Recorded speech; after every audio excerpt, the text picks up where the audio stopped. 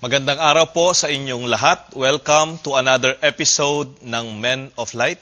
Ang ating gospel po ngayon ay manggagaling sa Luke chapter 5, 1 to 11. Ang title po ng ating episode, When Our Nets Are Empty. Sa mga panahon na walang laman ang ating mga lambat.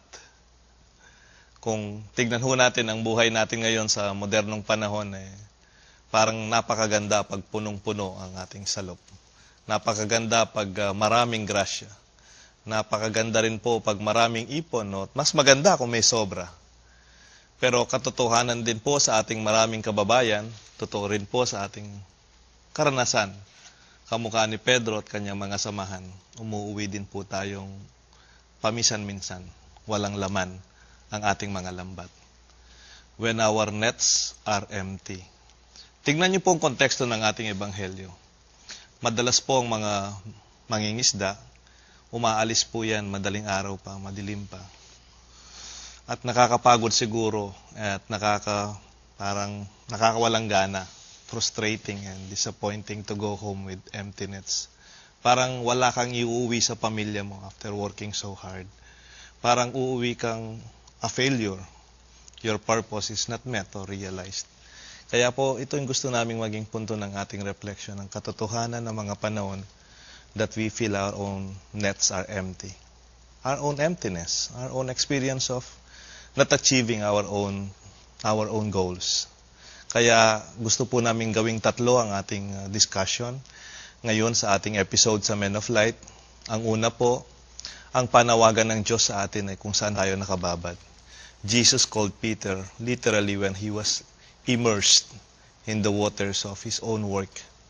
Ang panawagan ng Diyos ay nararanasan kung saan tayo nagtatrabaho, kung saan tayo nabubuhay, kung saan tayo nakababad.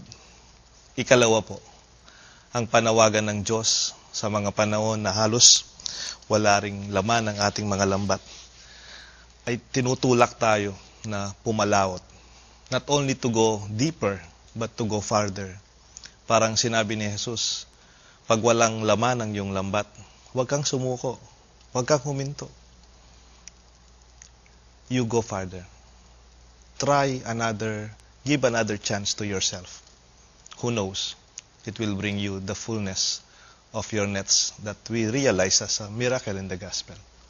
Kung minsan daw po mga nagtatagumpay, hindi naman po yung swerte lang Yung pong hindi sumusuko, yung hindi humihinto. Kasi sa gospel na to, alos nakahanda na pong maglilinis na po sinalang lambat pauwi na, wala nang, there's no, parang, what will we gain if we will try? Parang ganon yung attitude na, ayaw na nila, pagod na sila. Sinasabi lang po ni Jesus sa Ebanghelyo, huwag kayong sumuko, pumalawot pa kayo, at pumunta kayo sa mas malalim. At sa ikatlong punto, at ang huling punto ng ating discussion ay, kikita po natin ang tunay na milagro dito. Ay hindi lang from empty nets to nets filled with fish. Kung sa unang tingin po parang yung milagro ang tinatawag nating miraculous catch walang laman ang lambat, biglang halos masira ang mga lambat sa dami ng mga isda.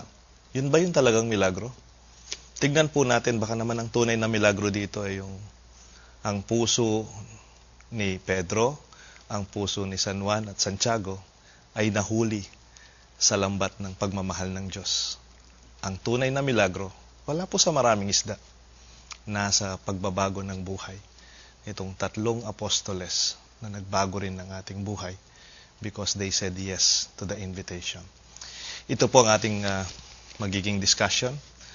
Huwag po kayong aalis, babasahin po ni Edna Gueco, isang kasama natin sa Men of Light, ang ating gospel from Luke chapter 5, 1 to 11.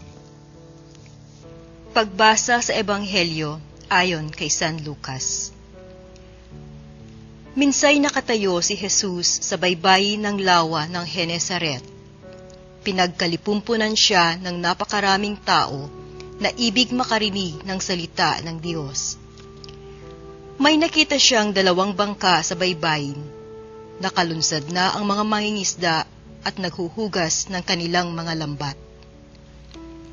Lumulan siya sa isa sa mga bangka at hiniling kay Simong may-ari nito na ilayo ng kaunti sa tabi. Naupo siya sa bangka at nangaral sa mga tao.